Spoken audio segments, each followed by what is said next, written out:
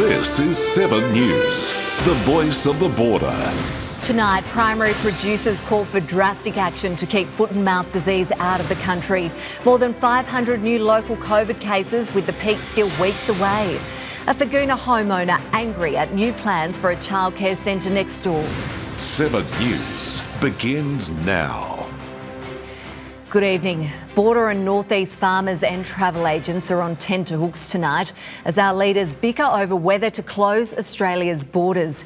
At this stage, the government has decided to keep our international doors open, despite the threat of foot and mouth disease, which is running rampant in Indonesia. For the region's primary producers, it's a case of hope for the best, but prepare for the worst. My gut feel is, it'd be devastating if something like that happened. Australia's agriculture industry is worth $80 billion. It's been rocked in recent weeks by a wave of foot and mouth sweeping barley, at a time when our international travel is ramping up to a new level following years of lockdowns. I've got to trust what the government's doing at the moment, it's a hard call.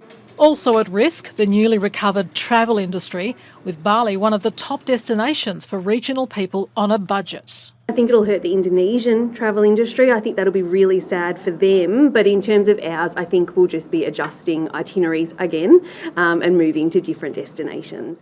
Agriculture Minister Murray Watt says the risk of foot and mouth getting into Australia is very low but above zero. On the first sitting day of Parliament, he was at pains to point out the measures that have been taken instead of closing borders: shoe sanitation mats, information campaigns and increased passenger screening. I'm confident that with the strongest biosecurity response we have ever seen in Australia's history, that we can keep Australia foot and mouth disease free. The best way to be able to achieve that would be to stop all people coming in from Indonesia to bring in food products with them. Last week, fragments of the disease were detected in pork and beef products that had come into Australia from China and Indonesia, leading to fears that it's only a matter of time. People have just got to take ownership of it. They've got to be smart. They've got to watch what they're bringing back into the country. And, I mean, if you have to chuck your runners out at the airport, throw your runners away. Helen Ballard, 7 News. COVID case numbers are steadily climbing across the region, with authorities predicting we'll reach a peak next month.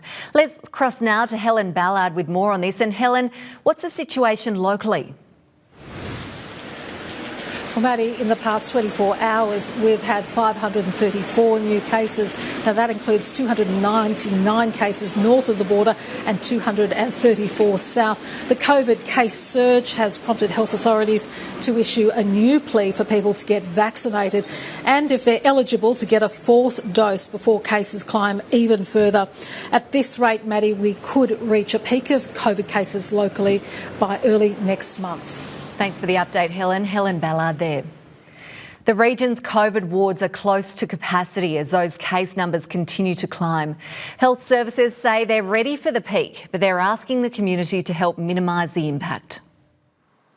Northeast Health Wangaratta's COVID ward is filling quickly as case numbers continue to surge. The dedicated COVID ward was full over the weekend. With a little bit of fluctuation, one day we dropped down, but we soon picked up again. So 14 beds are full and been full most of the week. And there's now 15 people hospitalised with COVID. It's much the same at Albury-Wodonga Health. We currently have 16 patients in hospital with COVID, whether that be they're presenting or other complaint. And we certainly have plans in place to stand up additional capacity should we need to do so. Case numbers are rising, but there's signs we're well prepared for the next peak. Having a high vaccination rate and antiviral medicines is really helping keeping people, relatively well. Yes, still need hospitalisation, but relatively well, and not anyone in intensive care at the moment. As a preemptive measure, Northeast Health has temporarily reduced visitor numbers, with patients only allowed 1 person per day to minimise the spread of COVID and the flu. Definitely challenging for everybody, but this is the pandemic. It's not going to go away quickly, and we have to be well prepared to manage the peaks and troughs, which can come at any time of the year. Both hospitals are hoping to avoid the added pressure over the next few weeks with the help of the community and the public health measures we're all so used to. Wear a face mask whenever you can't maintain that distance. wash your hands, and if you're unwell, please stay home and rest. Sarah KRIEG, 7 News. A Thaguna homeowner claims she's been blindsided about plans for a childcare centre next door to her property. She says when she chose her block, there was a very different plan in place. It's been a little over a week since Tanya Gleeson moved into her home in one of Thaguna's new estates, but news a childcare centre has been proposed next door isn't the start she was hoping for. And Fonzo told us originally that it was all going to be display homes, so they lied to us. I think that's wrong. I wouldn't have built out here. If I knew that, I would have built further down the road.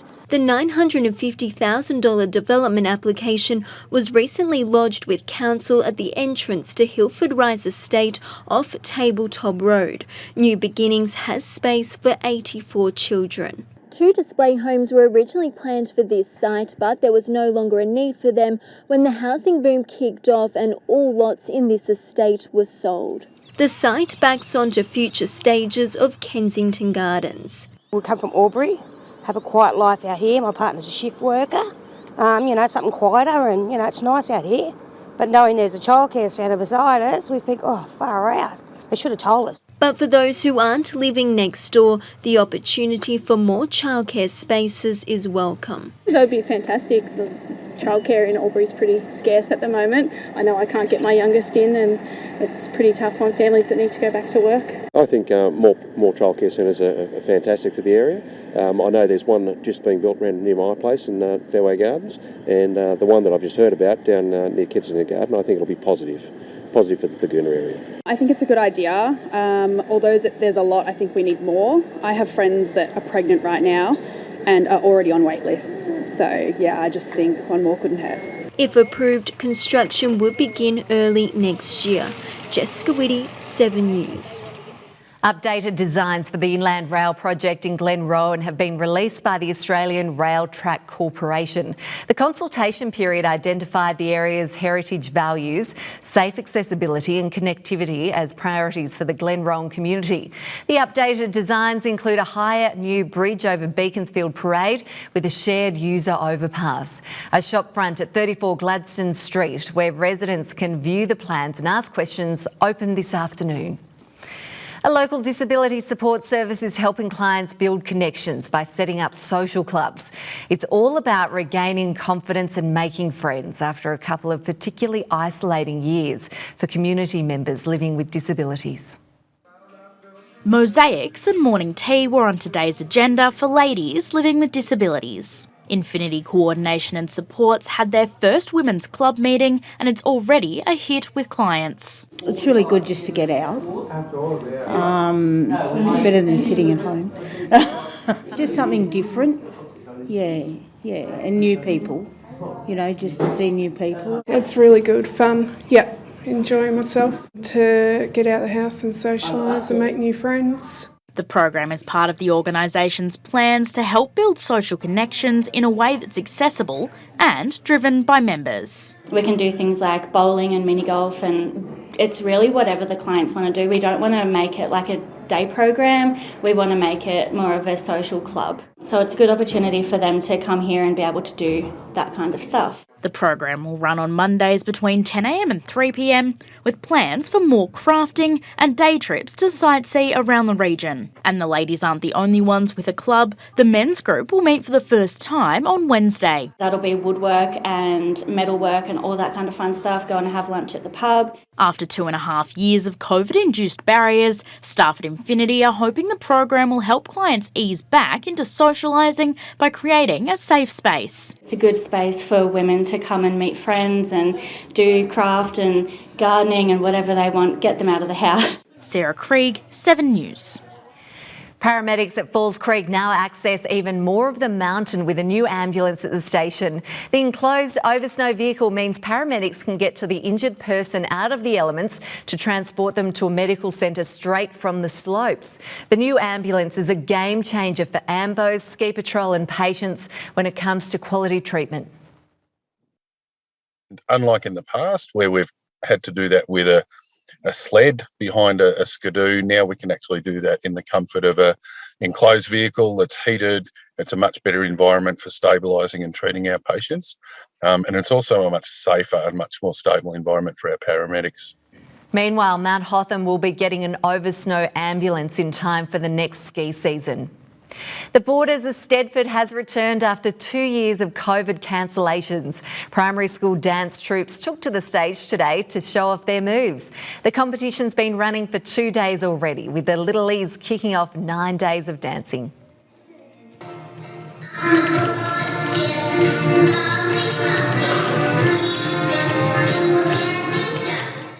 The Stedford runs until August 13 at the Albury Entertainment Centre precinct.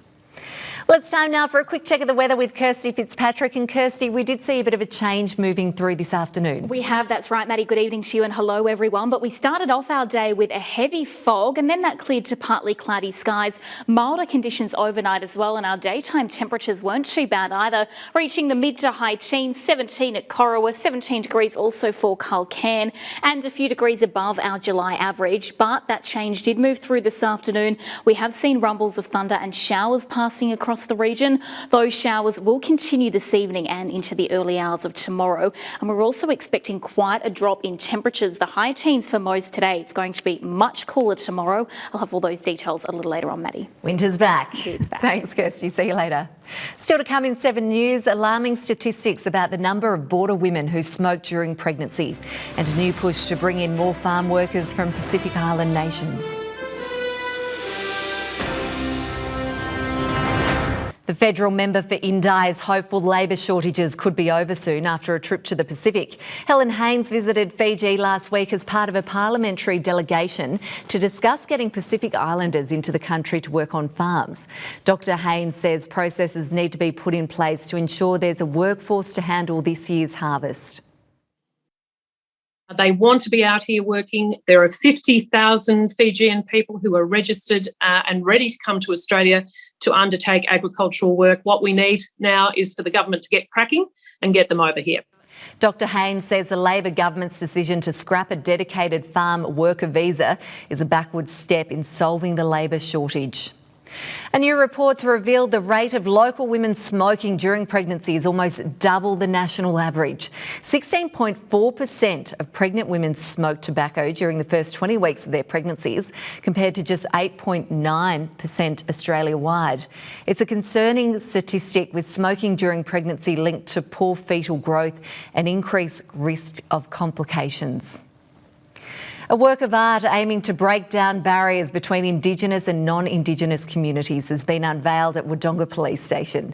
The work was created by Indigenous artist Tamara Murray and represents the many different organisations within the border community sharing their culture. It's hoped the piece will build stronger relationships between police and the Indigenous community. It's been a work in progress. It's taken a little bit of time to get there, obviously, but it's all come together. And as you see, the final product with artists, they can take their time and inspiration, and what Tamara has produced is amazing. The piece will be displayed inside the police station. Flying in electric-powered planes could soon become a reality with a new partnership between Rex Airlines and a Sydney startup. Rex has partnered with Dovetail, a company which helps aviation operators retrofit their turbine-powered planes. The initiative will develop and certify the retrofitting of electric engines, initially for regional and general aviation aircraft. Rex will provide an aircraft to be used as a testbed for the project. Still to come in 7 News, Wangaratta claims another big scalp in the O&M, and the Brookers keep the pressure on the Tigers in the Hume League.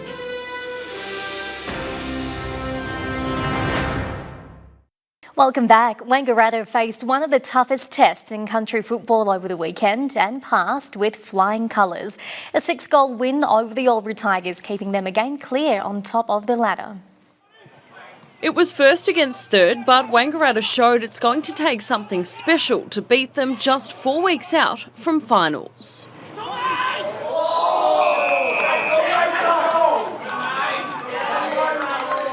The informed Pies were a class above the Tigers, Patrick Warner bagging 4 goals for the visitors. But Albury fought hard throughout, Jacob Conlon also ending the day with 4 goals.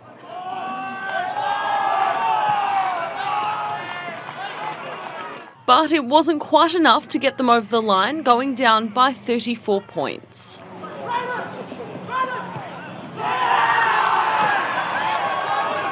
Meanwhile, Yarrawonga remains Wangaratta's nearest challenger after a big win over Wodonga at Martin Park, 79-35. The Pigeons have now won 6 games in a row and sit a game clear of the Tigers.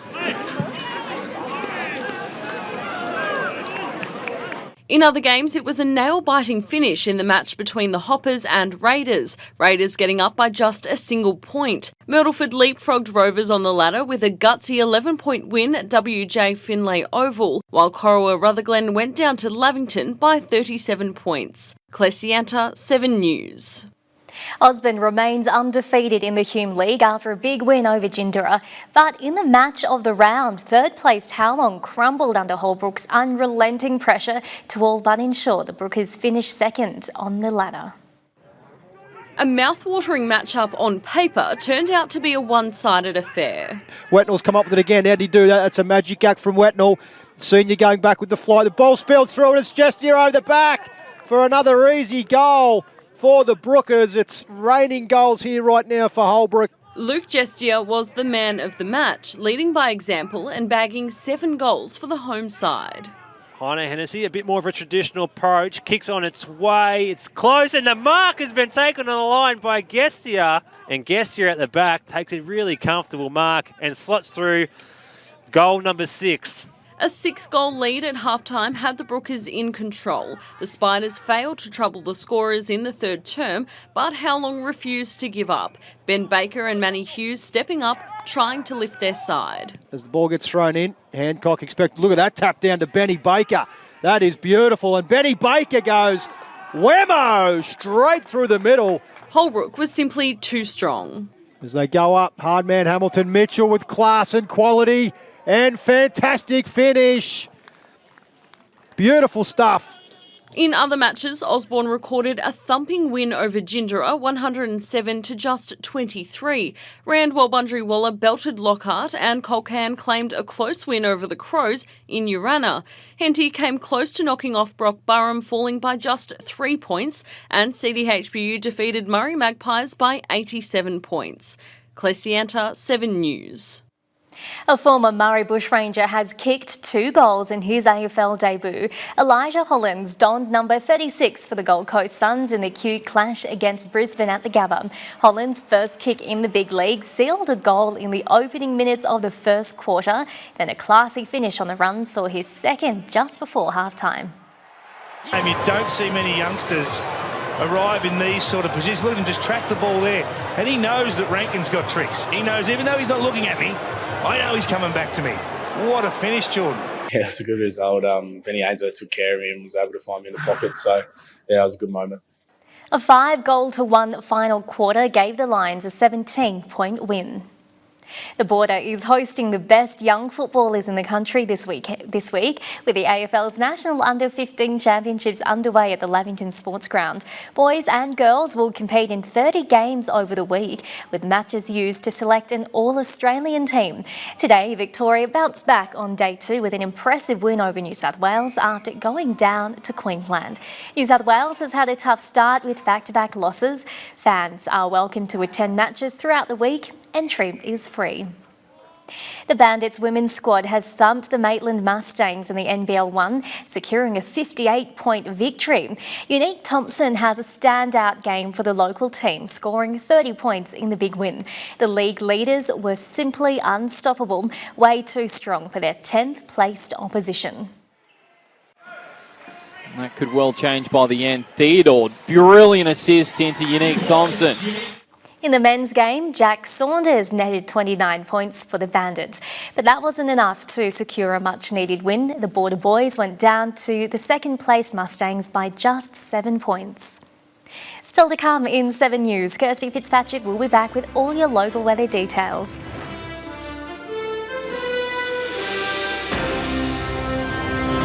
Good evening. A trough and a gusty cold front are moving across New South Wales and Victoria, leading to showers and a drop in daytime temperatures. Blustery winds and showers could fall as snow across the Victorian highlands as well. Conditions should begin to clear slightly through midweek. That is ahead of a second cold front arriving for the weekend. As we can see on our rain map, most of Victoria will receive rainfall over the coming week, with around 20 to 30 millimetres for some. Across the border, we're expecting around 10 to 15 millimetres. On to tomorrow, we'll feel the effects of that cold front sweeping across our state, and we'll also start to see some of those showers. 5 to 10 millimetres of rain across the region tomorrow, most likely during the early hours of the morning. Cloudy skies, some gusty northwesterly winds, not to be as cold as today. Much cooler temperature-wise though, Beechworth just to 10 degrees, 12 degrees at Shepparton and a maximum of 2 at Mount Buller. Clearer skies for the middle of our working week on Wednesday, ahead of more drizzle again on Thursday. Back to 15 at Albury, Wodonga, Wagga and Rutherglen, also expecting 15 degrees. We will continue to feel some cool southwesterly winds, making it feel cooler at times. And then for our mountain regions, we could see snowfalls down to around 1,200 metres. But that will drop to 800 metres for Thursday as temperatures plummet once again. Corryong expecting a maximum of 12 degrees. Across the wider northeast, overcast with morning fog, and again an increase of around 5 to 10 millimetres of rain at this time into the afternoon and the evening. If we look ahead to the next 7 days now, we are expecting some scattered showers really right across the next few days. We're not expecting a drenching. Tomorrow looking like the best day for rainfall. Plenty of rain to wet the pavers though over the coming days, and some cooler temperatures as well. I'm hanging out for Wednesday. 15 degrees isn't too bad, Maddie. No, it's not too bad. Not looking forward to the 12. No, we can't. Thanks, Kirsty. See you later. And that's your local news for tonight. Thanks for watching. You can catch up on our website or, of course, at 7plus. 7 News from Melbourne is next. Have a lovely night. See you again tomorrow night from 6 o'clock. See you then.